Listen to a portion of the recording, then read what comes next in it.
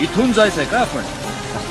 Veggie तिकडनं उजव्या अंगानं खालच्या खोंगळीतून एक पाणलोट, उत्तरेकडनं मसईच्या पाठारावरून येणाऱ्या ओढ्याला जाऊन मिळतं.